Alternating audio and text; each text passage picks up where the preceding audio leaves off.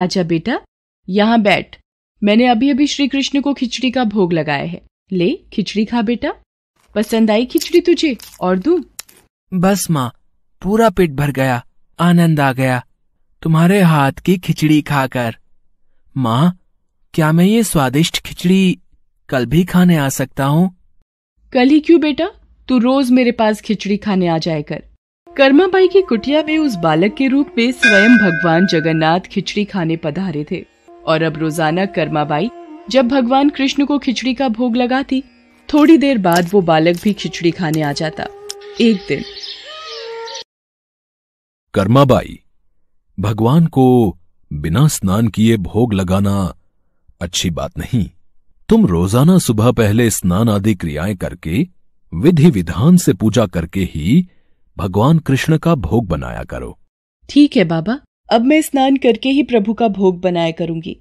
साधु की बात मानकर कर्माबाई अगले दिन से स्नान करके पूजा के पश्चात भोग तैयार करती। इस कार्य में उन्हें बहुत देर हो जाती थी, पर वो बालक तो अपने समय पर ही खिचड़ी खाने आ जाता था। माँ, खिचड़ी दो ना, जल्दी दो, मुझे बहुत भूख लगी है माँ। थोड़ी देर रुक बेटा, अभी देती हूँ। अब तो बालक रूपी भगवान जगन्नाथ जल्दी जल्दी खिचड़ी खाकर बिना हाथ मुंह साफ किए भाग जाते थे। उन्हीं दिनों मंदिर के पुजारी, जो काफी समय से मंदिर में सेवा कर रहे थे, ये जगन्नाथ भगवान के मुख पर खिचड़ी कैसे? मंदिर में तो काफी दिनों से खिचड़ी का भोग नहीं लगा, फिर ये भगवान के मुख पर खिचड़ी कैसे? हे प्रभु, ये कैसी लीला है आपकी? भगवान जगन्नाथ पुजारी के सपने में आते हैं। मेरी भक्त कर्माबाई, जो जगन्नाथपुरी में ही रहती है, वो बहुत ही प्रेम भाव से सुबह उठकर बाजरे की खिचड़ी का भोग लगाती है। मैं रोजाना सुबह जल्दी उठकर कर्माबाई की खिचड़ी खाने जाता हूँ। मुझे कर्माबाई के हाथ की खिचड़ी बहुत पसंद है। पर एक साधु ने उसके पास आकर सुबह स्नान और पूजा के बाद विधि विधान से भोग लगाने का बोल दिया है।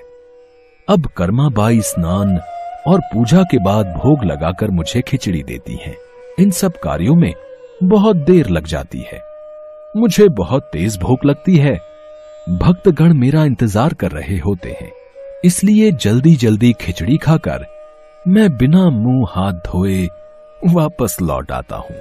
भगवान जगन्नाथ की अद्भुत बातों को स्वप्न में सुनकर पुरोहित जी हर जगह उस साधु की खोज करवाते हैं और उसे बुलाकर सारी बात बताते हैं। साधु घबरा जाता है और कर्माबाई के पास जाता है।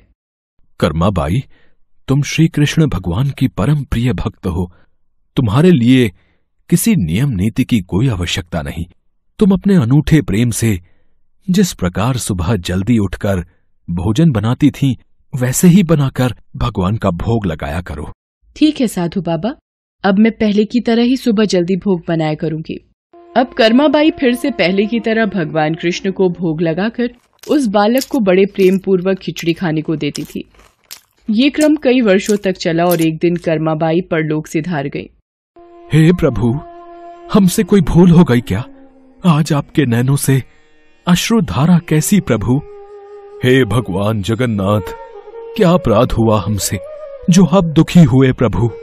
उसी रात भगवान जगन्नाथ राजा और पुजारी के स्वप्न में आते हैं और बताते हैं कि उनकी भक्त कर्माबाई इस लोक से विदा होकर भगवान में विलीन हो गई हैं।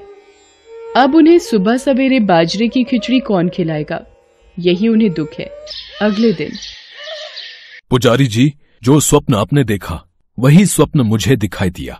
भगवान जगन्नाथ की प्रिय भक्त कर्माबाई अब इस लोक से विदा हो गई है। मैं चाहता हूँ आज से हर सुबह भगवान जगन्नाथ को कर्माबाई के नाम से बनाई बाजरे की खिचड़ी का भोग लगा करेगा, जिससे भगवान को कर्माबाई की कमी न महसूस हो। जी महाराज, अब से ऐसा ही होगा। उस दिन के बाद से कहते हैं कि भगवान जगन्नाथ को हर सुबह बाजरे की खिचड़ी का भोग लगाया जाता है। कर्माबाई के नाम की बाजरे की खिचड़ी के भोग से आज भी इस प्रथा को निभाया जा रहा है।